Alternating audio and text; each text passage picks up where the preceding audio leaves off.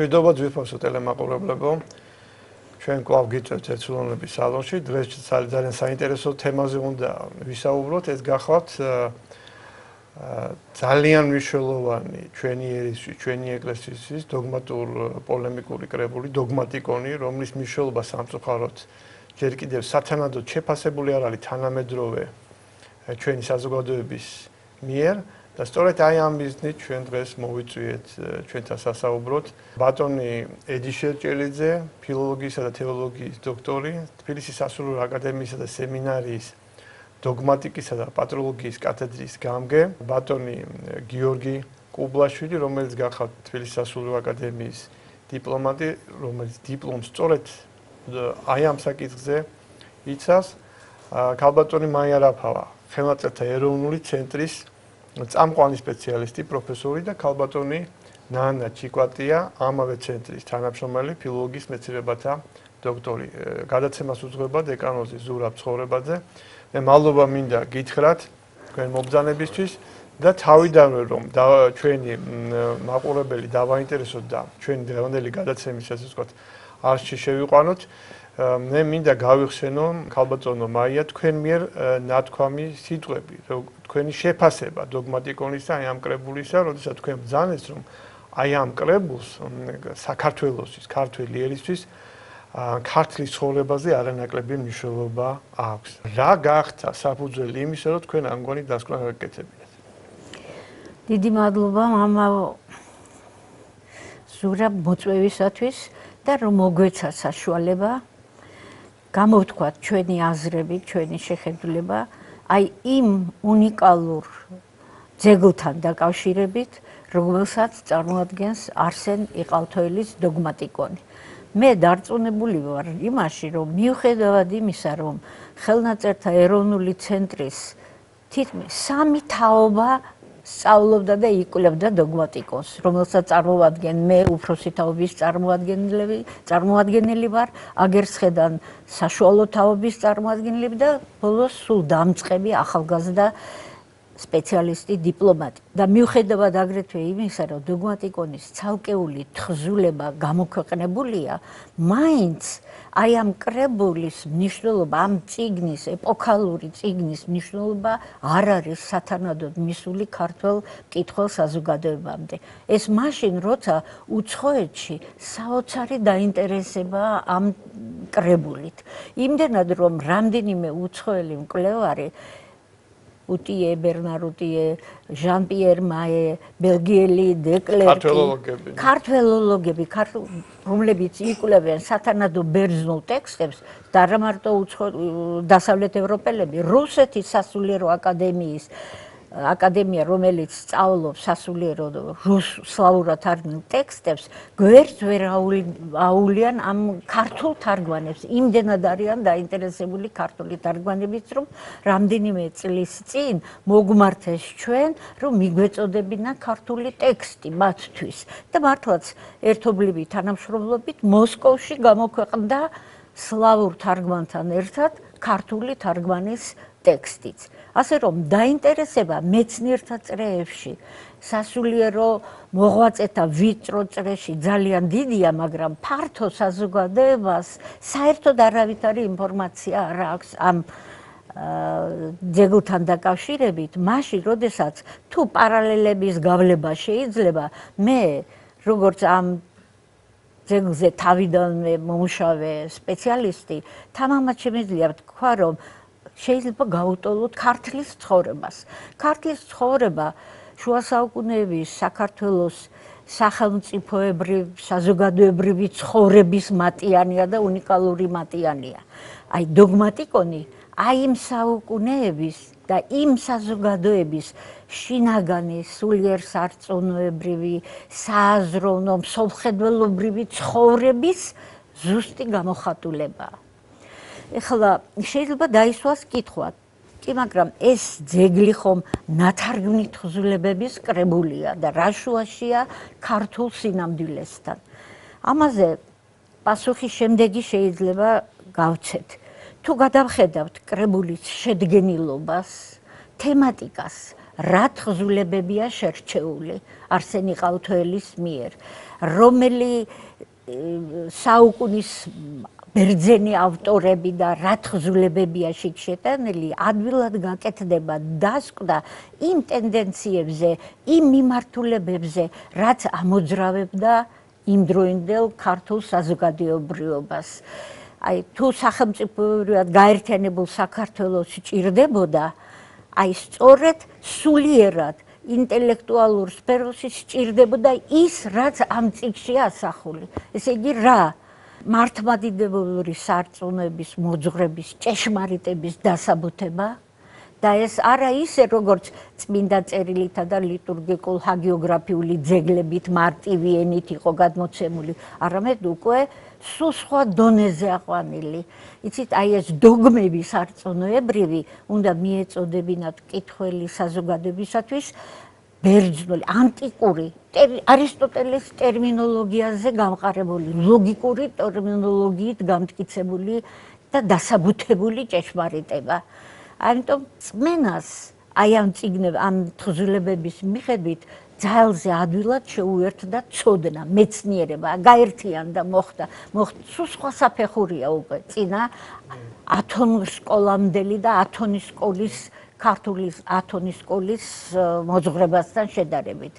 და მეორე აი ამ ქრისტიანულ მართლმადიდებულ სარწმუნოებას იმ გაერთიანებულ ქართულ სახელმწიფოში დავით აღმაშენებელი რო ედგა სათავეში და შემდეგ სხვანი და სხვანი სჭირდებოდა იდეოლოგიურადაც დასაბუთებული მოძღვრება, რომ გამკლავებოდა მის გარშემო ყოფ უცხო კონფესიების მატარებელ ერებს. აი ეს დოგმატიკის, ჭეშმარიტი დოგმატიკის დასაბუთება და შესაბამისი პოლემიკური ძეგლების შერჩევა სწორედ იმ პრინციპებით, იმ მოტივებით არის და ჩანს, როგორც ეს კვლევამ გამოავლინა შერჩეული არსენი ყავთოელის მიერ, რაც იმდროინდელ საქართველოს სჭირდებოდა. ქალბატონმა მაიამ მოხაზა პრობლემატიკა, რაც დოგმატიკას უკავშირდება.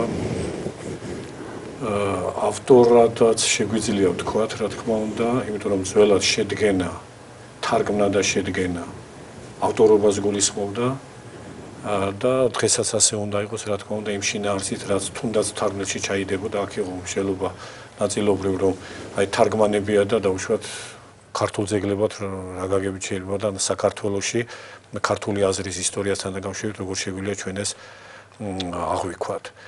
თარგმნელობითი პრინციპი რა შინაარსს ატარებს, ეს ყველაზე უფრო ღრმად, მე რაც ვიცი ყოველ შემთხვევაში წმინდა გიორგი მთაწმიდელმა გამოთქვა, როდესაც მან ბასილ დიდის ევსტათეთა ეთარნა და მას ბოლოში მიაწერა, რომ ვინც ამას გადაწერთო, რომელნი ამას წიგნზე გადასწერდეთ, არაესრეთ დასწერდეთ, ვითარმცა ცოდვილი ხელი ჩემი თარგმნიდა და ნუსხვიდა. არამედ ესრეთ გადასწერდეთ, ვითარმცა ახლა დაღეწერა წმინდა საბასილისო.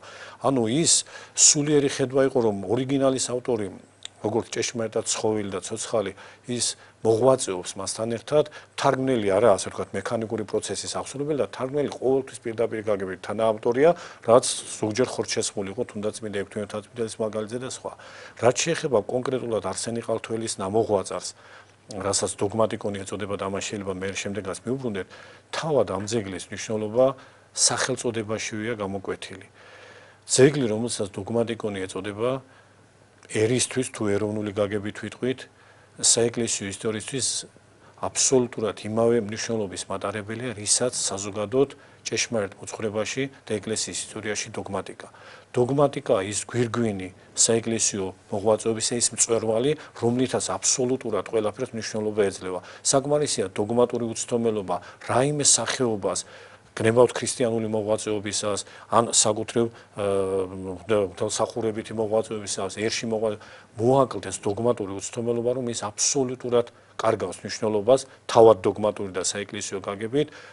ეს იქნება მარტვილური ხვედრი, ეს იქნება ასკეტური მოღვაწეობა, ეს იქნება მწიგნობრული მოღვაწეობა თუ სხვა, აბსოლუტურად ყველაფერი არა მხოლოდ მნიშვნელობას კარგავს, პირიქით წარწმენის გზაზე დგება, თუ მას დოგმატური უცდომელობა მოაკლდება. ამიტომ ითვლება დოგმატიკა საზოგადოებრივ გვირგვინად საეკლესიო მოღვაწეობისა, დაუცხრომელი დამაშრალობა ეკლესიის მამებმა რაშიც აჩვენეს და საუკუნეთა მანძილზე მთელი ეს მონაპოვარი მართლმადიდებელი ეკლესიისა, რაც მე-8 საუკუნის შუა წლებში პირველად წმინდა იოანე დამასკელმა თავის სწორუპოვარ დოგმატურ სახელმძღვანელოში შეაჯამა, ანალოგიური ღვაწლი გასწია თარგმანების სახით მე-11 საუკუნის მიწურულს და მე-12 საუკუნის დამდეგს წმინდა არსენი ყალთველმა, რომელმაც მთელი ეს საუნჯე, დოგმატური საუნჯე, როგორც გვირგვინი და ერთადერთი სხვადასხვამყოფელობითი სულიერი რამ ძალა, ასეთ საუნჯეთ ჩვენ მოგვიმუშაკა, პირდაპირ შეიძლება ითქვას, რითაც აი ამ დოგმატიკის ამკრებული შედგენით და ამკრებული ჩვენდამი დატოვებით,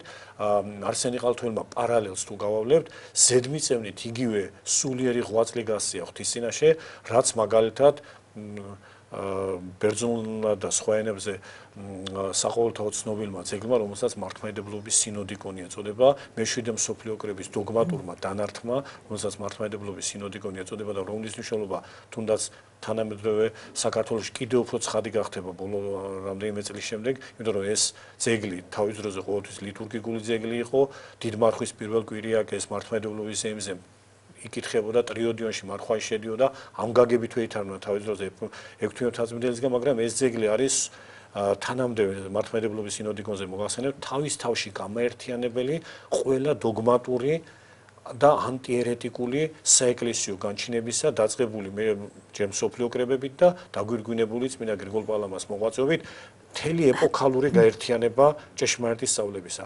არსენი ყალთველმა მხოლოდ ის ძეგლები შემოკრიბა ამ ძეგლში, რომელთა დასკვნებსაც გამოკვეთილად დოგმატური ღირებულება აქვს და მთლიანად მთელი კრებულის მნიშვნელობა იმ ერთ-ერთ ძეგლზე მისგან დართულ ანდერძში, აი მთელი კრებულის მნიშვნელობა იმავე ანდერძით შეიძლება წარმოჩნდეს, როდესაც პირველ ძეგლს დოგმატიკონისას როგორც მნიშვნელობით ამ კუთხით ყველაზე გამორჩეულს დოგმატური მიზანდასახულობით, მან თვითონ არსენი ყალთველმა ბოლოში ამგვარი შეფასება მისცა, ესაა კერძო წმინდა ანასტაზი სინელის სახელწოდებითაც გამორჩეული წინამძღვარი, რომ ეს ჭეშმარიტად წინამძღვარი ეკლესიისა, რატომ? იმიტომ რომ ესაა ის ძეგლი, რომლის და ესაა ის თვალი, რითაც ხედავს ეკლესია, ესაა ის ბაგე, რითაც მეტყველებს ეკლესია, ესაა ის სასმენელი, რითაც ისმეს ეკლესია, ესაა ის საყნოსელი, რითაც იყნოსავს ეკლესია, კეთილსურნელებას მადლისას და ესაა ის ისარი, რითაც ეკლესია განგმირავს გესლიანთა მხეცთა სიბოროტესა. ეს მან წინამძღვარს დაურთო, მაგრამ მთელი დოგმატიკონი ამგვარი გახლავთ, ესაა დოგმატიკონის სულიერი რაობა, გამოკვეთილი მნიშვნელობა იმ გაუკუღმართებულ და ცხონების გზიდან გადამდრეგ სწავლებათა აღმოსაფხრელად, რაც ყოველთვის იყო არა მხოლოდ მე-12 საუკუნეში, რაც სამწუხაროდ ვიდრე ეს ყოფა გრძელდება, კვლავ შენარჩუნებულია დღესაც გახლავთ და დღესაც დოგმატიკონის მნიშვნელობა არანაკლებ თუ ამ ტერმინს გამოვიყენებთ აქტუალურია, როგორც თავის დროზე იყო. ნებისმიერი ის წვალებლობა, რაც ამომწურავად ძირფესვიანად არის ხილებული და დაგმობილი ამ ძეგლში, იქნება ეს ნესტორიანიზმი და მისი ქვესახეობანი, მონოფიზიტობა და მისი ქვესახეობანი, ორიგენიზმის ცალკეული გამოვლენებანი, ანტიკათოლიკური პირველი ძეგლი ამ მასშია და სხვა და სხვა, აი ეს ყველაფერი დღესაც კვლავ აქტუალურია, დღეს კიდევ მეტად აქტუალურია, იმიტომ რომ ეს შტრიხები, აი ეს წვალებლური გაუკუღმართებანი სამწუხაროდ გარეგნულად მართლმადიდებელ მრევლშიც ძალიან მკვეთრად იჩენს თავს, იმიტომ რომ ადამიანს თავის სარწმუნოება არ გაუზომავს. მას არ აქვს, აი როგორც ჩვენ ერთ-ერთ გადაცემაში ბერმონაზნობაზე ვსაუბრობდი, არ არის რაღაც დღეს საზომი, რომ გაზომო და ხშირად პირადი ინიციატივით იწყებ რაღაცას. ადამიანი ხშირად სარწმუნოებას ეძლევა, მას არ გაუზომავს თავისი რწმენის მართებულობა, არის თუ არა ეს ჭეშმარიტი ქალკედონიზმი, თუ ეს არის რაღაც სრულ დიოპიტიზება ნესტორიანიზმისა, თუ ეს არის სრულ აღსარებლობა ერთპიროვნებისა, მონოფიზიტობისა და სხვა. ეს არის საზომი სარწმუნოებისა, ჩვენ ასე შეგვიძლია ვთქვათ, დოგმატიკონი ეს კრებული, უკლებლივ ყველა ოდნავ მაინც მნიშვნელობის მქონე გაუკუღმართებასთან დაკავშირებით.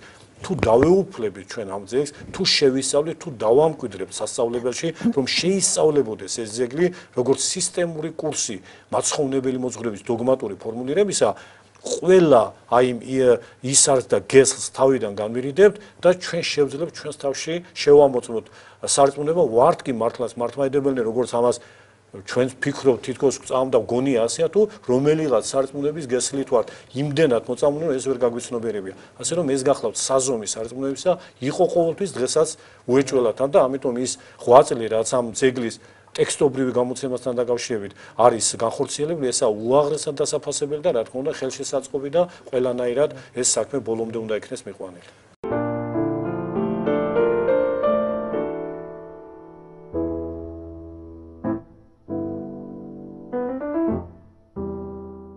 ალბათ ნანა, აი ამ კრებულის ბერძნული დედანი მიკვლეული არ არის. ორიოდე სიტყვით თვითონ კრებულებთან დაკავშირებით. ეს თარგმნა, როგორც უკვე ითქვა, არსენ იყალთოელმა და ჩვენამდე მოაღწია 23-მა კრებულმა. 23 კრებული, ანუ ესე იგი არსენის სეული ავტოგრაფიდან, ვიდრე მე-19 საუკუნის 23 ნუსხა, სრული კრებული მე-19 საუკუნის ჩათვლით იწერებოდა. ეს მეტყველებს იმაზე, რაოდენ პოპულარული იყო ძველად დოგმატიკონი. დოგმატიკონის ნუსხა გადაუწერინებია ანტონ კათალიკოს და კომენტარები დაურთავს საკუთარი. დოგმატიკონი სულხან საბა ორბელიანით დაინტერესებულა დოგმატიკონით. ეხლა იყო ბერძნულში ასეთი მოდელი და პირდაპირ გადაიღო არსენ იყალთოელმა თუ არა ეს მკითხეთ. უთვალსაჩინო ეს მკვლევარი ქართული მწერლობისა კორნელი კეკელიძე წერს, რომ მსგავსი შედგენილობის კრებული ბერძნულმა მწერლობამ არ იცის და რომ შედგენის ინიციატივა ეკუთვნის თვითონ არსენ იყალთოელს. უცხოელმა მეცნიერებმა ქალბატონო მაიამ ბრძანა რომ დაინტერესდნენ და ერთ-ერთმა ბერნარუტიემ ათონში ვატოპედის მონასტერში ნახა ხელნაწერი გადაწერილი მე-12-მე-13 საუკუნეებში და ის იცნობს ამ ჩვენი დოგმატიკონის ნუსხებიდან ერთ-ერთ ყველაზე ძველს მე-12 საუკუნეში გადაწერილს. ამას შეადარა და მსგავსება აღმოაჩინა. 70-ზე მეტი თხზულება არის ქართულ კრებულში და იქ 15 აღმოჩნდა მხოლოდ მსგავსი. ბატონმა ედიშერმა ბრძანა რომ მისი მეთაური თხზულება არის წინამძღვარი, რომელზედაც იმდენად ამოწურავად ილაპარაკა და ვიტყოდი რომ ეს არსენის თარგმანი შესრულებულია ელინოფილური მეთოდით. არსენის ზედმიწევნით გულმოდგინედ თარგმნის დედანს. არის ხოლმე შემთხვევები, როდესაც ჩვენი მაყურებლის ელინოფილური მეთოდი მანამდე არსებობდა ათონის ლიტერატურული სკოლა და თარგმანი იყო ორიენტირებული მკითხველზე. ვინაიდან ქართველი მკითხველი მაშინ არ იყო განებივრებული სასულიერო მწერლობით და მათ ესაჭიროებოდათ თავისუფალი თარგმანი მათი გონებისთვის ადვილად აღსაქმელი და ასეთ კრებულებს აწოდებდნენ ათონელი მამები ქართველებს.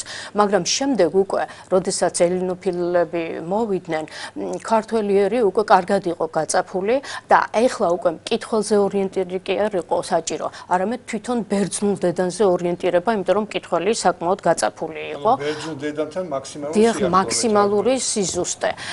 არის ხოლმე დაფიქსირებული შემთხვევა, როდესაც არსენი შეიძლება არ ეთანხმებოდეს დედანში გამოთქმულ აზრს, მაგრამ არამც და არამც საკუთარ თავს არ აძლევს უფლებას, რომ დედანში ჩაერიოს. როგორ იქცევა ამ შემთხვევაში? იქვე უკეთებს მინაწერს და მინაწერში ამბობს თუ როგორ უნდა იყოს ეს, როგორ მიაჩნია მას საჭიროდ. აგრეთვე არსენი აღნიშნავს იმასაც, რომ ქართული ენა და ბერძნული ბუნებრივია განსხვავდება ერთმანეთისგან და აი ასეთი გულდასმითი ზუსტი თარგმანი ზოგჯერ იწვევდა ხოლმე აზრის გაბუნდოვანებას. დიახ, აი ამას აღნიშნავს, რომ თუ რამე სიდუხჭირე შესდგამს ჩემს თარგმანსო, ეს იმიტომ რომ ის დედანთან დედნის მიმართ ერთგულებას იჩენდა და ამიტომ აკეთებდა. არის ხელოვნური ფორმები. დიახ, აი ესეთი ფორმებიც არის. მაგრამ რადგანაც ის ცვლიდა რომ დედათა მაქსიმალური სიახლოვე უნდა ყოფილიყო და სიზუსტე, ამიტომ ამ კომპრომისზე მიდიოდა. დიახ, ამ კომპრომისზე მიდიოდა. და არსენი ამბობს, რომ თუ რამე სიდუხჭირე შესდგამსო, სიტყვასიტყვით ამბობს ასე, ეს იმიტომ რომ ბერძნულს გულდას ზედმიწევნით თარგმნიდა. დოგმატიკონი და არა ქართული ენისა დაშვენებისა ვერმეცნიერებისგან, რაიც რო არ ვიცოდი ქართული ენის მშვენება. ქართულში დოგმატიკონში დაცულია ტექსტები, რომლის ბერძნული დედანი დაკარგულია. ასევე არის ხოლმე შემთხვევები, რომ ბერძნული ტექსტი გამოცემულია, მაგრამ გამოცემულია გვიანდელი ხელნაწერების მიხედვით, იმიტომ რომ ადრინდელი დაკარგულია და ქართულს შემოუნახავს უძველესი რედაქციები. და თუ გავითვალისწინებთ, აი, რაზეც ვილაპარაკეთ უკვე არსენის თარგმნელობით მეთოდს, შეგვიძლია ვთქვათ თამამად, რომ აი ამ ძეგლებს აქვს ორიგინალის მნიშვნელობა, თუნდაც მარტო ამ კუთხით. ამ საკითხს კიდე მივუბრუნდებით, რთული თემი დაინტერესით და მნიშვნელოვანი ჩვენი ერისთვის მნიშვნელოვანი თემი და ასევე სიხარული იმითაცაა გამოწვეული, რომ ახალგაზრდებს აინტერესებს ეს საკითხი. ძალიან მნიშვნელოვანი კრებულია ხალხი საუბრობდა თვითონ ის თხზულებებით, რომელიც მასშია დაცული, ალბათ მე რაზეც მუშაობ, ეს წმინდა იოანე დამასკელის იაკობით და წვალებლობის წინააღმდეგ. იაკობიტები ერთ-ერთი მონოფილისტური დაჯგუფება, მაგრამ როგორც ზოგადად წმინდანების ახასიათებად იოანე დამასკელის არ საუბრობს კონკრეტულად იმ ასე ვთქვათ მეორე ხარისხოვან განსხვავებებზე, რაც შეიძლება ამ შიდა ჯგუფებს შორის არსებობდეს იაკობიტებსა და სხვა მონოფილისტებს შორის. საუბრობს იმ არსებობაზე, ვთქვათ, რაც განასხვავებს და რატომაც არის სრულსწავლება მონოფილისტური სწავლება და რაც არის არსებითი და როდესაც ვთქვათ სასულიერო აკადემიაში სწავლობდით დოგმატიკას, პათოლოგიას, სხვა საგნებს, ну, რა თქმა უნდა, საინტერესო იყო თვითონ მართლმადიდებლური სწავლების პროგრამად შესწავლა. და ამ ასოებს ცოდნა თვითონ მართლმადიდებლური სწავლების ცოდნა. ну, ამისთვის საუკეთესო საშუალება არის სწორედ ეს კრებული, ვისაც დოგმატიკა აინტერესებს. იოანე დამასკელის ზოგადად ახასიათებს აბსოლუტურად ამომწურავად გამოკვლევა თითოეული საკითხისა, რაც ეხება, ვთქვათ, ამ შემთხვევაში მონოფილისტების შესახებ შეიძლება თვითონ მონოფილისტებსაც არ ეფიქრათ ყველა იმ არგუმენტის შესახებ, რაც მათი ამ სწავლებიდან გამომდინარეობს და რასაც ასახელებს წმინდა იოანე დამასკელი, შემდეგ რასაც განუმარტავს მათ, განაგიქებს მათ სწავლებას და ვთქვათ, ასეთ საღვთისმეტყველებით დაინტერესებული ადამიანისთვის ზოგადად მკითხველისთვის, მრევლისთვის ძალიან მნიშვნელოვანი ტექსტებია დაცული ამ კრებულში. ამიტომ დაინტერესების მიზეზი ეს იყო. გავცნობოდი უფრო ხმად თვითონ იმ ძეგლებს, რაც დაცულია და რაც არ არის ჯერჯერობით გამოცემული. ამაო თუ შეიძლება დაუმატებ გიორგის ნათქვამს მისი დაინტერესების შედეგებზე. თვითონ ეტყობა რიდით მოერიდა ეთქვა, მაგრამ მე განვაცხადებ. აი როცა მან დაამუშავა ეს ტექსტი, ერთ-ერთი ტექსტი დოგმატიკონიდან და მანახა ძველი ქართული თარგმანი არსენი ყალთოელისა, თავისი სქოლიოთი. აქეთ ბერძნული ტექსტი კრიტიკულად გამოცემული კოტერის მიერ. აქეთ საკუთარი თარგმანი, ახალ ქართულზე გაკეთებული თარგმანი და როცა ბერძნული და ქართული ერთმანეთს შეუდარა, მან შეამჩნია ადარებს კიდევ პატროლოგია გრეკაში, სხვა ბერძნულ ბერძნულიდან თარგმნა? ძველი ბერძნულიდან ახალ ქართულზე და აი ამ ტექსტობრივი შედარებების დროს შენიშნა, რომ კოტერის კრიტიკულად გამოცემულ ბერძნულ ტექსტში არის არამართებული ფორმები, რომლებიც სწორდება სწორედ არსენი ყალთოელის ქართული თარგმანის მიხედვით. ასე რომ გიორგის სახით ნამდვილად დოგმატიკონს ეყოლება შესანიშნავი კვლევარი. დოგმატიკონის სწორედ ორი მნიშვნელოვანი მხარე გამოიყოფა დოგმატიკონის შეფასებისას. ჯერ ერთი, დოგმატიკონში დაცულია თხზულებები, რომლებიც ბერძნულ სამყაროში დღეს გამქრალია. ერთ ნიმუშს დაგისახელებთ, მე თვითონ პირადად მუშაობდი ამაზე. მე-11 საუკუნის ბერძენი ავტორია ნიკიტა სტითატი და მისი ბერძნული ტექსტები ფრანგული თარგმანით გამოქვეყნებულია საფრანგეთში დაროზესის მიერ. აღმოჩნდა ერთი ტექსტში მინიშნება, რომ არსებობს 8 ეპისტოლეა ბერძნულში და არსებობს თურმე 9, მე-9 ეპისტოლეც არსებობს. და ფრანგმა მკვლევარმა ვერსად ვერ მიაგნო ამ მე-9 ეპისტოლეს და შენიშვნა გააკეთა, რომ არ ვიცით, ვერ მივაკლევთ, რომელი ეპისტოლე იგულისხმება ამ ტექსტში, იმიტომ რომ არ ჩანს ბერძნულ ხელნაწერებში. საბედნიეროდ ის დაკარგული, ბერძნულად დაკარგული მე-9 ეპისტოლე დადასტურდა არსენი ყალთოელის დოგმატიკონში 8 ეპისტოლესთან ერთად შეკრულია ეს მე-9 ეპისტოლეც. ეს ერთი ნიმუში. მეორე ნიმუში აი ასე დაკარგული ძეგლისა და დაკარგული ძეგლის კი არა, სხვა ავტორის სახელით იცნობს ბერძნული სამყარო ძეგლს. ეს გახავთ ერთადერთი პირველი ქართულ სამყაროში ანტილათინური თხზულება, რომელიც ბერძნულ სამყაროში მიეწერება, თურმე ბერძნულ ხელნაწერებში დიდხანს ეძებდნენ უცხოელი მკვლევარი და ბოლოს რუსეთში მიაკვლიეს და ეკუთვნის ვინმე იოანე იერუსალიმელ პატრიარქს, იოანე მერვეს. მე-13-მე-14 საუკუნის ბერძნული ხელნაწერებით ავტორი არის იოანე იერუსალიმელი. ამ დროს მე-11 საუკუნის მიწურულს თარგმნილ და შედგენილ დოგმატიკონში მე-11 საუკუნის მიწურულ შედგენილ კრებულში ეს ტექსტი დადასტურდება და მისი ავტორი არა იოანე, არამედ ევსტრატი ნიკიელი და ყველა მონაცემის მიხედვით სწორედ მართლდება არსენი ყავთოელის დოგმატიკონის ჩვენება, რომ რეალური მისი ავტორი არის ევსტრატი ნიკიელი და არა იოანე იერუსალიმელი. აი ასეთი რამდენიმე შეხვედრა დაზრდურდება დოგმატიკონში.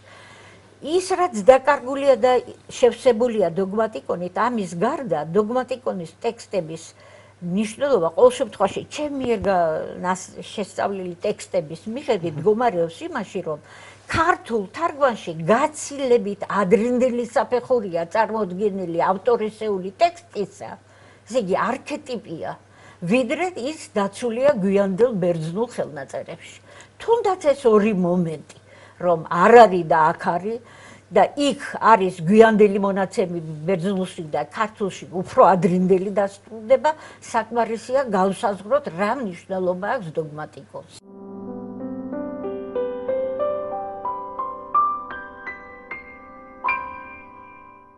ბატონო დიჩე, რა დანიშნულება ჰქონდა დოგმატიკოს? ეს იყო სახელმძღვანელო იმდროინდელი ეკლესიისთვის თუ რაიმე კიდე სხვა დანიშნულება ჰქონდა? არსენი ყალთულის აქვს აბსოლუტურად გამოკვეთილი მიზანდასახულობა. აიღოს პირადი პასუხისმგებლობა ქართულ ენაზე დოგმატური ძეგლების სრული კორპუსის შექმნისა ყველა მნიშვნელოვან გაუკუღმართებასთან დაკავშირებით. მეცნიერულ ველზე ასე ვთქვათ არის გარკვეული პაექრობანი ეს ძეგლი არის თუ არა მის თარგმანი მეორე ერთი რამ ჩვენ შეგვიძლია აბსოლუტურად გამოკვეთილად ვთქვათ, რომ ის კრებულის არქეტიპი, რაც უშუალოდ არსენმა შეადგინა, ყველა ძეგლის მიხედვით აუცილებლად მისი თარგმანი იქნებოდა, გამომდინარე იმ ზოგადი პრინციპისგან, რაც აბსოლუტურად გამჭვირვალეა. მას არც ერთი სხვისი თარგმანი იქ არ შეაქვს. არა იმიტომ, რომ თავისი თარგმანის გამოჩინება უნდა, პასუხისგებლობას იღებს ყველა თარგმანი. როცა დოგმატურ ძეგლს ან თარგმნი, ან დოგმატურ რაღაც ძეგლს შენ თვითონ ადგენ, ან და კრებულს ადგენ, უდიდესი ნებისმიერი სხვა ჟანრი, სხვა პასუხისგებლობის დამტევია, მაგრამ ეს პირდაპირ უკავშირდება საეკლესიო სწავლებით ცხონების საქმეს და იქ ყველაფერი არის უდიდესი პასუხისგებლობით ახსავსე. ერთი სიტყვის ცნობილებაც კი თარგმანში შეიძლება დამღუპველი აღმოჩნდეს. ამიტომ ვინ აიღებს პასუხისგებლობას იქ ტექსტი როგორი არის, მას ეფრემ ცირის თარგმანიც კი არ შეაქვს. რამდენიმე ერთი ათეული წლის წინ თვითონ მონაწილეობდა იმ თარგმანში ანდერში ხსენება, როცა ჩვენმა უდიდესმა მოძღვარმა ეფრემ ცირემ თარგმნა იოანე დამასკელის ცნობილი გარდამოცემა, ეფრემი თვითონვე ადგენდა კრებულებს, მაგრამ მას შექონდა სხვა თარგმანები, მათ შორის ეგვიპტელის თარგმანი და სხვა, რაზეც კი ხელი მიუღია. არსენი ასე არ იქცევა, არა იმიტომ რომ ვინმეს თარგმანს უგულებელყოფს, ეს ყოველად შეუძლებელია. ბოლომდე იღებს პასუხისგებლობას ყველა ტექსტზე, რომლებიც კი აი ამ კრებულში ერთია. ამიტომ არქეტიპულად უეჭველად რაც კი ამ ძეგლში იქნებოდა, რა თქმა უნდა, ნებისმიერ კრებულს მე შეიძლება მოგვიანებით რაღაც დაემასურა, თავი და თავი ამ კრებულის რა ის იქნებოდა უეჭველად მხოლოდ მისი თარგმნილი. მაგრამ ასეთ დიდ კრებულს ვერ თარგმნი ერთ დღეში და ორ დღეში, ეს წლების საქმეა, რა თქმა უნდა, თითქმის ნახევარი საუკუნე შეიძლება ითქვას, არსენი მას თარგმნა და ის თვითონ ვითარდებოდა ტერმინოლოგიურად.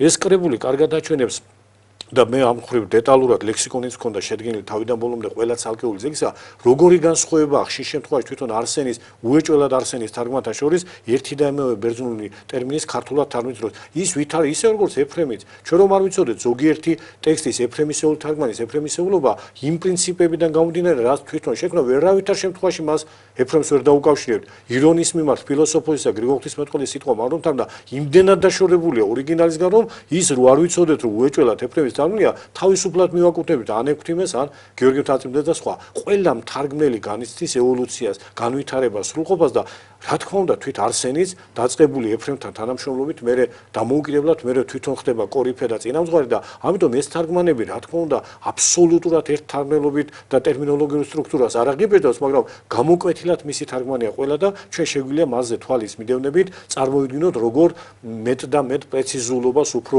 ზედმიწევნითობას, აკრიბიას როგორ აძლიერებდა და საბოლოოდ ჩვენ მივიღეთ ისეთი სწორუპოვარი ტერმინოლოგიური სტრუქტურა, რომელიც შემდგომში გელათურის სკოლის ბაზისი გახდა. ანუ დანიშნულება ამ ძეგლისა იყო ერთი მხრივ ის გამოკვეთილი, რომ ჭეშმარიტი დოგმატური სწავლება დაფუძნებულიყო ქართულ ენაზე, ბერძნულის სონე, რა თქმა უნდა, თითქმის არავინ არ იქნებოდა, ქართულ ენაზე მთელი საეკლესიო დოგმატიკა თავისი ურყევი და უზედმიწევნითესი ტერმინებით დადგენილი და ფორმულირებული უკვე მისწოდებოდა მკითხველს და მეორე ეს სკოლარულად დაფუძნებული ყაი რომ კითხვა შედიოდა ეს სახელმძღვანელოზე ჩვენ არ ვიცით ეხლა რაღაც ასეთ სკოლაში ეს სახელმძღვანელოდ როგორ იყო გელათის სკოლაში ეს უეჭველად უნდა ყოფილიყო და თვითონვე დააფუძნა მაგრამ მან რომ შექმნა სკოლა გელათის საღვთისმეტყველო სკოლა აი ამ თარგმანმა და იმ ტერმინოლოგიურმა მოღვაწეობამ რა არის მესაფუთლე არსებითად ეფრემია და შემდგომ მისი გამგზობი არის არსენი ყალთოელი ეს აბსოლუტურად უეჭველია და თუ გელათის საღვთისმეტყველო სკოლა გამოკვეთილია ამ კუთხით რაც აქ ითქვა ელინოფილობის გზაზე და ეს ტექსტის ზედმიწევნითობის მხარია და ტერმინოლოგიური ზედმიწევნითობის მიმართულება რომ როგორც ბერძნულში ისე ქართულად გადმოიცეს გელათური ამის მწვერვალია ამის მესაფუთლე არის არსენი ყალთოელი და არსენი ყალთოელის მოღვაწეობაში გამოკვეთილად აი ეს კრებული დოგმატიკონი მიუხედავად იმისა რომ სხვა ძალიან ბევრი ღირსეული ნამოღვაწარი თუნდაც დიდი ჯულის კანონი მან ჩვენ დაგვიდოვა ამ კუთხით რაზე ჩვენ ვშველობთ გელათის სკოლის ტერმინოლოგიური შემქმნელი და დაფუძნებელი გახლავთ სწორედ აი ეს კრებული და ეს ამისი უზარმაზარი მნიშვნელობა ისე როგორც გელათის სკოლაზე ალბათ შეიძლება აი ამ გადაცემის პროფილში ცალკე შედგენს შეიძლება და უფრო განიმარტოს აი ეს კავშირები და ცალკეული საკითხები. ნანამ თქვა რომ როცა შენიშნავს რომ გარკვეული შეცდომა ტექსტშიო თუნდაც შეცდომას არსენი არასწორებს. სწორედ იქიდან გამომდინარე რომ ბერძნულს და ბერძნულთან იყოს მჭიდროდ ძალიან ახლოს და რატომ? ამას წინ უძღოდა გარკვეული პროცესები ივირონზე განვითარებული ათონის ლიტერატურულ სკოლაში და მომდევნო პერიოდში ბერძენ ქართველთა დაპირისპირებისა, როცა ბერძენი აუმხედრდნენ იქაურ ქართველებს რომ გადახვევა მწვალებლობისკენ და ქართველებს უწევდა თავის მართლება, რომ არავითარი მწვალებლობა, არავითარი გადახვევა ჭეშმარიტი სარწმუნოებიდან ჩვენში არ არსებობს. უბრალოდ წმინდა მამა ეფთვიმე თაწმიდელი და სხვანი მისი თანამოღვაწენი თარგმნიდნენ იმ მარტივიერისათვის და შემდეგ მოუწიათ იშვით გულისხმილ მყოფელთათვის, ანუ უკვე ინტელექტუალურად გაწაფული მკითხველისათვის თარგმნა. ეს კი მოითხოვდა ბერძნებისგან, ყვედრებისაგან რომ თავი დაეცვათ, ჩვენ არაფერში არ გადაუხვევთ წმინდა ბერძენ მამათა ნათქვამებს, ზუსტად ისევ თარგმნით, როგორც ისინიო და ერთ კონკრეტულ მაგალითს დაგისახელებთ ბიბლიურ ციტატაში, რომელიც წმინდათა წმინდაა, ყველა დღეს კი არა, მაშინდელი მოღვაწის კი არა, დღესაც კი არსენმა შენიშნა აშკარა შეცდომა, რომ შეცდომის არის ციტატა განმოთარგმნილი. თავის თარგმანში ორიგინალში არის შეცდომა და რა გააკეთა თავის თარგმანშიც გამოიტანა იმავე ისეთივე შეცდომით მაგრამ ბერძნული კი ვიციო როგორც არისო სწორადო მაგრამ ვითა ბერძულსა წერია ესრე დამიწერიან და მომიტევეთო მოტებება სიტყოს დედასა ესრეთ ეწერაო დედასა ესრეთ არა თუ წერილი საუმეც არ ვიყავ მისი შესავალი ეს არის რომ ქართულ ბერძულისა თუ რამე შეცდომა ის მაქვს ცოტა წამცდარი ნამიჯი ბერძულისა შედარებულობისაგან არის და არა ქართულთა სიტყვათა შვენებასა ვერ მეცნიერობისაგანო ბერძული უცნობადარები იმიტომ მომდის ზოგიერთი ასეთი გადამცდარი ნაბიჯიო მაგრამ შემდეგ რა ხდება არ გაიყინა დოგმატიკონი იმ ეპოქაში სადაც დავით არსენი ყალთოელმა შექმნა მე-11 საუკუნის ბოლოა ეხლა ახალი მონაცემები დამტკიცდა რომ მისი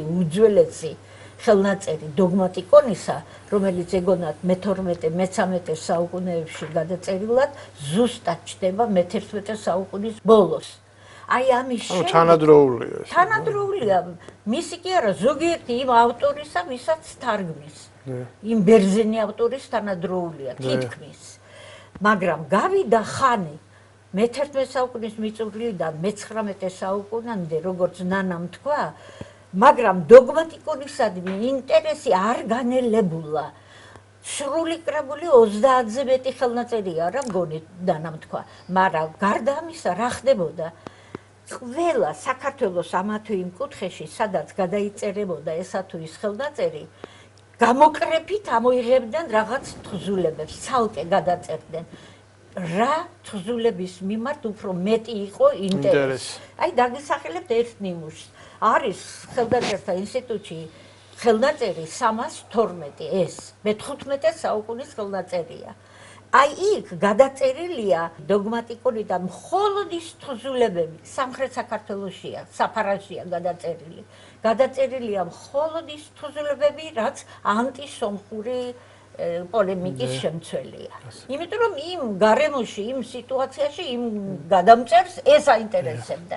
ასევე ხდება არსენი ყალთოელის დიალექტიკა და გარდამოცემა ძალიან ბევრჯერ მხოლოდ ეს ორი ნაწარმოებია, იმიტომ რომ ეს არის საწყისი არგუმენტაცია ქრისტიანული სარწმუნოებისა და აი ასე მონაცვლეობა სხვადასხვა ეტაპებზე მონაცვლეობით, მაგრამ სულ იმეორებდნენ დოგმატიკონს და მოაღწია ჩვენამდე. დღეს კი ჩვენ არაფერი არ ვიცით დოგმატიკონის შესახებ. როდესაც საუბრობდა კრებულებზე ორიოდის სტრუქტურის დოგმატიკონი არც მაშინ დაარსდღეს არ იყო მხოლოდ ასაკუთრებად მნიშვნელოვანი მხოლოდ ქართველებისთვის ჯერ კიდევ მე-13 საუკუნეში ითარგმნა სომხურად, ესეც მნიშვნელოვანია. სომეხი მოღვაწის მიერ რა თქმა უნდა ვერ ითარგმნა დიოფიზიტის სომეხის იმძახანის რომელიც რა თქმა უნდა სულ კრებულს ვერ ითარგმნა, მაგრამ 6 თხზულება რომელიც განსაკუთრებით მნიშვნელოვანი იყო იმ სიტუაციაში ანტიმონოფიზიტური ხო? რა თქმა უნდა და ერთი ანტიკათოლიკური თხზულებაც. ანუ რომ დავაზუსტოთ მაყურებლებში, ესე იგი სომეხმა დიოფიზიტმა მოღვაწემ სომხებისთვის სომხურად თარგმნა ანტიმონოფიზიტური შეთაშორის ქართლის ცხოვრებაც თარგმნა და იმ პერიოდში გარკვეული ძეგლები თარგმნა ქართულად მე-13 იოანე პეტრე. ანუ მნიშვნელოვანია ის რომ არა ბერძნულიდან თარგმნა, ანუ იმდენად ფასეული თარგმანი იყო წმინდა არსენი ყალთოელის, რომ ქართულიდან თარგმნა ეს თხზულებები. დღესაც აი თუმცა ბერძნული იცოდა, მაგრამ თავის თავს არ ენდო. დღესაც თქვათ დოგმატიკონის მნიშვნელობაზე რომ თქვათ ზოგადად ბერძნულის ტექსტისთვისაც ის თხზულებები რაც დაცულია, მაშინ ძირითადად გამოცემულია პატროლოგია გრეკაში, ძირითადად მე-16 საუკუნის ხელნაწერები, მე-13-მე-14 საუკუნის ბერძნული ხელნაწერებით და ქალბატონია საუბრობდა არსენი ყალთოელის მიერ ეს თარგმანები შესრულებულია მე-11 საუკუნის ბოლოს, უკიდურეს შემთხვევაში მე-12 საუკუნის დასაწყისში. მის მიერ გამოყენებული ბერძნული ნუსხებიც, რა თქმა უნდა, სიძველის მხრივ არის თუნდაც ფასეული და თან ამასთანავე ვიცით წმინდა ეფრემ ციმრის დამოკიდებულებაც, მის დამოკიდებულებაც, რომელიც განსაკუთრებით ყურადღებით არჩევდნენ თვითონ ბერძნულ ნუსხას, საიდანაც თარგმანი უნდა შეესრულებიათ. თან ჰქონდათ ხელშეწყობაც, თქვათ, იგივე დავით აღმაშენებლის მხრიდან, რომელიც ყველანაირად ხელს უწყობდა, რომ განვითარებულიყო ეს ციგნობრობა და აი ამ მხრიდან თუნდაც ერთ სუმცირად თხზულების ფარგლებში მე უბრალოდ ვერ ვსაუბრობ ისე ფართოდ მხოლოდ ერთ თხზულებაზე ვსაუბრობ, რომელიც მე მომიწია მუშაობა, მაგრამ თუნდაც ამ თხზულების ფარგლებში ასე მეტი შეიძლება კიდევ უფრო მეტი ეს შეიძლება არ დამითვლია. შესწორების გაკეთება შეიძლება თვითონ იმ ბერძნულ ტექსტში, წმინდა იოანე დამასკელის ტექსტში, რომელიც დღესდღეობით ცნობილია მსოფლიოში თქვათ ყველაზე პატივსაცემი გამოცემებით. ანუ არსენისეული თარგმანის მეშვეობით შეიძლება შევასრულოთ და იმის გათვალისწინებით ის თარგმნიდა, წმინდა არსენი თარგმნიდა ყველა წინდებულის გათვალისწინებით, ყველა ბრუნვის ფორმის გათვალისწინებით, აღარ არის აქ წნის ფორმებზე ლაპარაკი. ანუ ძალიან მნიშვნელოვან მონაცემებს შეიცავს თვითონ ბერძნული ტექსტის აღდგენის საქმეში. მნიშვნელოვანი ბერძნული ტექსტების აღდგენის საქმეში. რუსაველის ფონდმა მოგვაქცია ყურადღება და დიდი მადლობა მას, რომ მოგვეცა საშუალება 3 ტომი გამოგვექვეყნებინა დოგმატიკონის ტექსტები. ახლა იმედია დარჩენილი დოგმატიკონის დარჩენილი ნაწილი კიდევ ერთი იმდენია კიდე გამოსაქვეყნებელი. არ შეიძლება ისინი იყოს თაროზე მიწყობილი ხელნაწერების სახით და სამუზეუმო ექსპონატს წარმოადგენდნენ მაშინ, როდესაც ყველა დაინტერესებულს განსაკუთრებით სარწმუნოების წარმოადგენლების მხრივ. დღესაც რო გაჩნდეს რამე ნესტორიანობის, იაკობიდელი ან მონოფიზიტური რამე ხომ უნდა ვიცოდეთ ჩვენ რა ვარ და ისინი რით განსხვავდებიან ჩვენსა. დღეს არის კიდევაც და არის აი ბატონმა ედიშემა სულაც მართებულად აღნიშნა რომ არის რაღაც ელემენტები. შეიძლება თქვენად ერესი აღარ იყოს წარმოდგენილი ან ისეთ საშიშროებას არ წარმოადგენს, მაგრამ იმერესში არსებული რაღაცა ერეტიკული რაღაც ელემენტები შეიძლება იყოს შერეული ჭეშმარიტ სარწმუნოებას. ყოველ შემთხვევაში სიტყვიერ დონეზე ან რაღაც აზროვნების დონეზე. ამიტომ ეს რა თქმა უნდა ძალიან აი სახელმძღვანელოა და გამოვიყენოთ უნდა ეს. დოგმატიკონში არის მამო ერთ-ერთი ძალიან ყველა ძეგლი მნიშვნელოვანია, მაგრამ აი იმ კუთხით, რაზეც ახლა მსჯელობა მიდის, არის ერთ-ერთი ძეგლი, რომელიც ბერძნულში მიეკუთვნება ცნობილ ლეონტი ბიზანტიელს და პირობითად ეწოდება სექტების შესახებ. ეს ძეგლი რაც გამოქვეყნდა თავის დროზე პატროლოგია გრეკაში რომელიც ნახსენები იყო გამოქვეყნდა ერთ-ერთი მე-17 საუკუნის ხელნაწერით გვიანდელი ხელნაწერით მეცნიერულმა კვლევამ აჩვენა რომ თვითონ ბერძნულში ისა ორი რედაქციის ერთი ადრინდელი ა რედაქცია მეორე ბ რედაქცია იმ დროს როცა ეს ტექსტი გამოქვეყნდა რა თქმა უნდა არავითარი რედაქციულობა გარკვეული არ იყო გამოქვეყნდა რაც ხელმისაწვდომი იყო რომელშიც არის გამოკვეთილი მწვალებლური ჩანართი განსაკუთრებით აგნოიტური სექტის ცნობილი ნესტორიანული გაუგუმართების სექტის რომელსაც არსენი ყალთელი თარგმნის როგორც უმეცრებიანთა სექტა აი გამოკვეთილი ჩანართი რომელიც შემდგომ გავრცელდა იმიტომ ისიც არ უნდა ყველა ენაზე ისე გონათ ნამდვილად ის ბუნებითი ტექსტი ა რედაქცია არ იყო გამოცემული და ახლა მიმდინარეობს მუშაობა მაშინ როცა მთელი ტექსტის ფაქტურა არც უკავშირებს მას ლეონტი ბიზანტიელს ავტორი შესავალშივე აშკარად ჩანს რომ სხვა პიროვნება უნდა იყოს არსენის თარგმანი აჩვენებს და საერთოდ არ იხსენება იქ ლეონტი თეოდორეა როგორც იქვეა ბერძნულში რომ თეოდორეს ნასიტყვებიო ლეონტიმო გადმოსავალო იქაც თუ დაუკვირდებით ავტორ და რაც თავარია ის რაც ამ ძეგლში არის გამოკვეთილად წვალებლური ჩანართი რომელიც სამწუხაროდ გავრცელდა და ბევრი მართლმადიდებელი ციტატას სწორედ იქედან ახდენს არის დიამეტრულად საწინააღმდეგო სწორედ იმ აზრის ნესტორიანულ აგნოიტური აზრის შემოსვლელი რაც ორიგინალში იყო ეს ორიგინალი მართლაც იმ უძველესი ხელნაწერით ის ა რედაქცია ბერძნული რომელიც მალე გამოქვეყნდება და დაადასტურებს არსენეს ტექსტის ნამდვილობას ამ ძველ ქართულ თარგმანში არის აბსოლუტური უბიწოებით დაცული მაგრამ მე მინდა ერთი რამ ვთქვა ორიოდე სიტყვით ცოტათი შევარბილო მინდა ქალბატონი მაიას ნათქვამი რომ ესე იგი როდესაც თავისუფლად ითარგმნებოდა ტექსტი ამის გამო ახლა ჩვენ ბერძნები ასე გამოკვეთილად წვალებლობას არ გვაბრალებდნენ რა თქმა უნდა ეს ძალიან დასაფასებელია მათი სულიერი ველი და ხედვა არ იფარგლებოდა მარტო ბერძნულენოვანით ზოგადად მართლმადიდებლური სამყაროს სხვა ენოვან რეგიონებში რა ვითარება იყო ამას ზედამხედველობდნენ და როცა ეფრემცინი ამას რომ პირველ დაბადებისა ჩემისაო გვაყვედრიდეს ბერძენი ისინი გვაყვედრიდნენ იმას რომ ზედმიწევნით ართა შეიძლება ტექსტი ზედმიწევნით ართა მაგრამ ის წვალებლური კი არ არის წვალებლურია როცა აზრი შემოდის წვალებული ამიტომ თვითონ ამასაც კი აქცევდნენ ყურადღებას რომ წმინდა გრიგოლ ღვთისმეტყველს რომ თარგმნი სიტყვა სიტყვით უნდა თარგმნო. შეიძლება ექვთიმე არ თარგმნიდა სიტყვა სიტყვით, ეფრემმა თარგმნა სიტყვა სიტყვით და შესანიშნავი შეფასება გააკეთა ექვთიმესეული თარგმანისაც, თავის თარგმანისაც და თქვა რომ ექვთიმესიო დადებული იყო ჩვენ წინაშე და ცხადყოფდესო სიტყვა სივრცელესა მამისა ექვთიმესაო, მან ესე იგი ცლად განავრცეს რომ კითხველისთვის გასაგები ყოფილიყო, იმიტომ გრიგოლ ღვთისმეტყველი ძალიან შემოკლებულად და ლაკონურად მსჯელობს და ამასამოთ მხოლოდ ჩემი თარგმანიო ცხადყოფდესო სიტყვა სიმოკლესა წმინდისა გრიგოლ ღვთისმეტყველისასა რომელიო ღვთისმეტყველებისა სიტყვათა დაფარულებითა გარდამოსცემდა მოძღვრებასო ორივე ეს თარგმანი თავთავისი ღირსების ჰქონია და თუ დადგა ეპოქა რომ სიტყვა სიტყვით უნდა ვთარგმნოთ ეს იმის აღმოფხველი კი არა ღვთისმადლით ისიც გვაქვს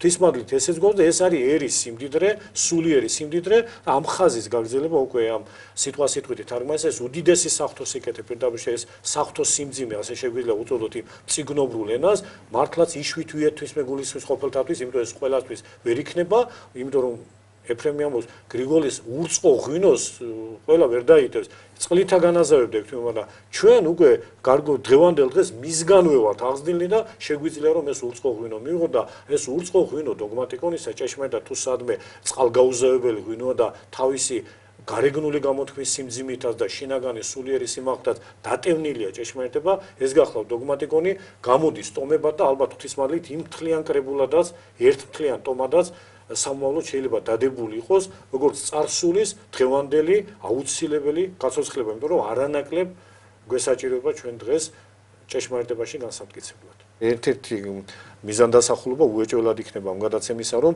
ამ შემთხვევაში დოგმატიკონის გარკვეული მნიშვნელობა ყველას ყურამდე მივიდეს ვინც ამ შემთხვევაში ჩვენ გვისმენს იცით მამაო რამდენი წლის მუშაობა ცოდვა გამხედილი ჯობია 40 წელზე მეტია დავიწყეთ ან დოგმატიკონზე არაედი მუშაობა მაგრამ მე ცოტა ნაკლები მაგრამ აი თუნდაც ნანას მიერ გაწეული ყველა ხელნაწერი რო გადასინჯა სრული კრებულების შემცველი ცალკე გადაწერილი თხზულებები და ამათი კლასიფიკაცია აქვს დადგენილი ცალკე გამოქვეყნებული აი დოგმატიკონის საფუძველი ეფთვიმეს წინამძღვარი მან გამოაქვეყნა. აი აკაკი შანიძე ამბობდა რომ ხელნაწერის გამოსაცემად მომზადება გავსო ქვისწრელის მძიმე შრომასო და მე ვფიქრობ რომ უფრო მძიმეც არის. უჩინარი, უხილარი, უნახავი და უფასებელია არ ჭამს. ეს არის შავი სამუშაო, ეს არის უმძიმესი სამუშაო, რუტინა გარკვეულწილად, მაგრამ ამ სამუშაოს გაწევის გარეშე ესეთი წიგნების გამოცემა შეუძლებელია.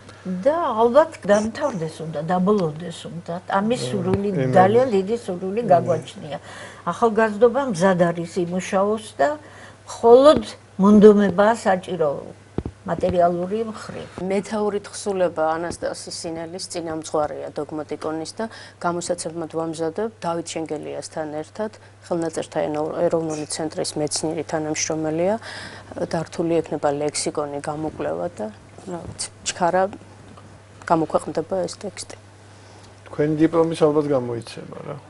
დიახ, სექტემბრამდე უნდა დასრულდეს და ჩვენ დავით შენგელიასთან ახსენებ, მე მინდა აღვნიშნო, რომ მან ამ პიროვნებამ ესეც ახალგაზრდა მკვლევარია, მნიშვნელოვანი მეცნიერული დასკვნა გააკეთა ერთ-ერთი ძეგლის შესახებ გამოგრებანი წამებათან უმნიშვნელოვანესი ძეგლი, ალბათ ყველაზე უფრო შემაჯამებელი ტექსტი საეკლესიო დოგმატიკისა, რომელსაც ბერძნულში მამათა მოძღვრება ეწოდება, იდენტიფიკაცია თუ რომ აქამდე ეს უცნობი იყო, ჩვენ არ ვიცოდი იოან დამასკელის ავტორობითაა, ამ კრებულში იოან დამასკელის შრომებში ასეთი ტექსტი არ იყო.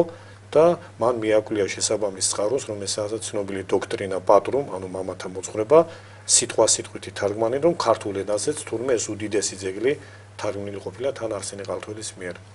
და შესაბამისად ეს დასაფასებელი. რაც თავარია, თარგმნილი ყოფილა ისეთი არქეტიპიდან, რომელიც ბერძნულში არ აქვთ. არ არის ცნობილი. ბერძნული დოქტრინა პატრუმ არის გვიანდელი ხელნაწერები და იქ არის უადრესი არქეტიპი აღდგენილი მხოლოდ და ის არის არსენი ყალთველის დოგმატიკონში დაცული. ასე რომ ამ წიგნის მნიშვნელობა არა მარტო ქართული სინამდვილისათვის, არამედ ბიზანტიური ქრისტიანული სამყაროსათვის განუზომლად დიდია. განუზომლად რა სამწუხაროდ ამას უცხოელი ამ მნიშვნელობას უცხოელი მკვლევრები უფრო ხედავენ და ეშურებიან, სულ კითხულობენ რა შვებით არ გამოდის და სურვილი ჰქონდათ ჩვენთან ერთად ჩართულიყვნენ სამუშაოში. აი რუსეთში გამოიცა საჩქაროდ ერთი, ახლა მეორეზე ცდილობენ კიდე მეორე ტექსტი. ეპოტინოვიდან არ მინდოდა მეთქვა, მაგრამ ასე გამოდის. კარგადაა თქვის, კარგად. ხო. და აი ახლა იქნება ჩვენთანაც მოხერხდეს ბოლოს და ბოლოს შენიშნონ მაინცა და ეს მნიშვნელობა აი ამ ეპოქალური მნიშვნელობის წიგნია ნამდვილად. ეპოქალური. ჩვენი გადაცემა დასასრულს მიუახლოვდა.